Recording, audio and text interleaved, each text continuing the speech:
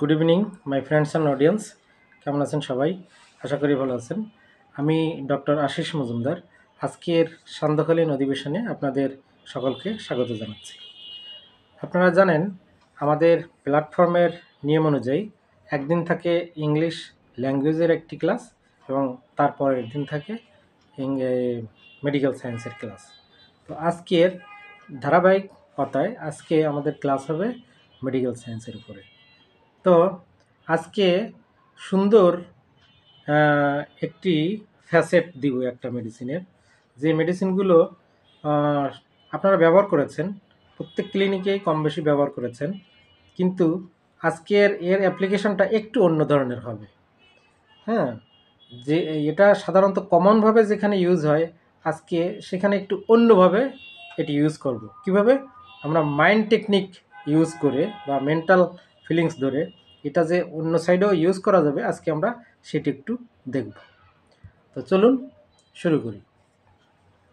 তো একজন রোগী অর্থাৎ একটা ছেলে, সে এইচএসসি পরীক্ষার্থী, এইচএসসি পরীক্ষা দিবে। এসএসসিতে খুব ভালো রেজাল্ট করেছে, 90% প্লাস মার্কস পেয়েছে।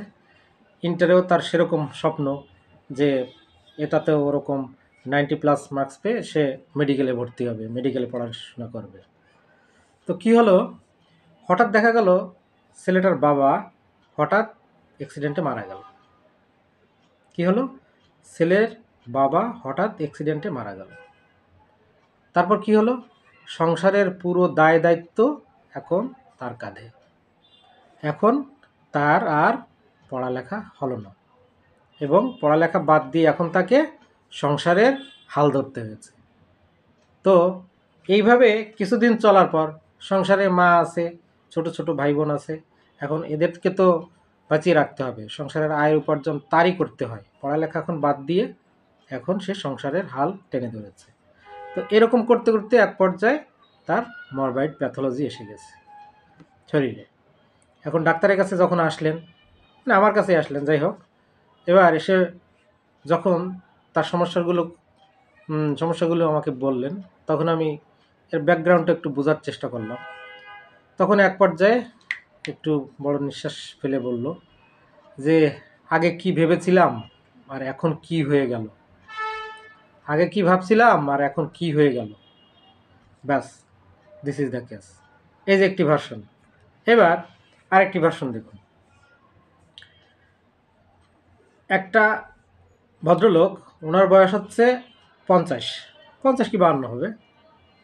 তো একদিন দেখা গেল ওনার ওয়াইফ, উনিও হঠাৎ অ্যাক্সিডেন্টে মারা গেলেন। মানে এটা হচ্ছে হার্ট অ্যাটাকে উনি মারা গেলেন। তো এখন এরকম মারা যাওয়ার ঠিক এক সপ্তাহের মধ্যে ইনি অসুস্থ হয়ে পড়লেন। স্ত্রী মারা যাওয়ার ঠিক এক সপ্তাহের মাথায় ইনি অসুস্থ হয়ে পড়লেন। তো কি হলো, ওনাকে ক্লিনিকে আনা হলো। এবার তাকে বোঝাই তো যায় উনি খুব শোকাচ্ছন্ন। তো তেমন কোনো প্রশ্ন করা হয় নাই, উনি শুধু এমনিই বলছেন, অল্প অল্প করে ধীরে ধীরে ওনাকে সেভাবেই সময় দেওয়া হচ্ছে। তো এক পর্যায়ে উনি বললেন, ডাক্তারবাবু আসলে আর বাঁচতে ইচ্ছা হয় না। তো আমি বললাম, আচ্ছা কেন, ছেলেরা আছে, মেয়েরা আছে? হ্যাঁ, সবই ঠিক আছে, আর বাঁচতে আমার ইচ্ছা হয় না। এত কিছু করব, যাকে নিয়ে এত কিছু ভেবেছিলাম যে আমরা এই করব ওই করব, সেই চলে গেল।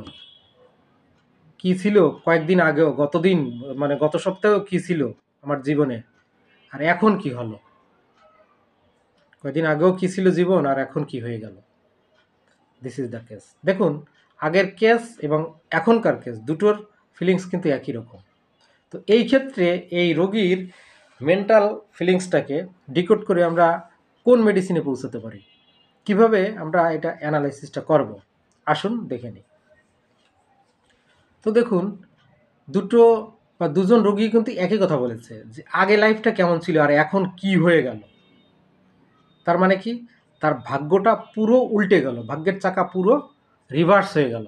তাহলে এখানে আমরা একটা রুব্রিক্স ধরতে পারি, mind elements from fortune from reverse of mind, elements from fortune from reverse of, এই যে একটা। Number 2, mind, elements from sudden separation of relation। কি বললাম? Mind elements from sudden separation of relationship. তাহলে এই দুটো একসাথে যদি আপনি ধরেন, কোর ফিলিংসটা আপনি এর ভিতরেই আছে। এই দুটো রুব্রিক্স ধরলে আমাদের মেডিসিন কি আসে? সিম্পাইটম। তো এই দুটো রোগীর ক্ষেত্রেই মেডিসিন দেওয়া হয়েছিল সিম্পাইটম। এবং সিম্পাইটম কত দিতে হবে তারও একটা ধারণা থাকতে হবে। যখন আপনার মেন্টাল প্যাথোলজি ডিপ হবে তখন 30-200 কাজ হবে না, তখন আপনাকে দিতে হবে আরও হায়ার পটেন্সি। তো তাকে 10 ml একটি ডোজ দেওয়া হয়েছিল দুজনকেই। তো 2 দিন পরেই আস্তে আস্তে রিকভার হয়ে গেল। তো দিস ওয়াজ দ্য কেসটি কেমন লাগলো অবশ্যই আপনারা কমেন্টের মাধ্যমে জানাবেন। কে কোথা থেকে দেখেন, কারো কোনো মন্তব্য বা পরামর্শ থাকলে অবশ্যই জানাবেন। তো সবাই ভালো থাকবেন, সুস্থ থাকবেন, শুভকামনা করছি। শুভ সন্ধ্যা।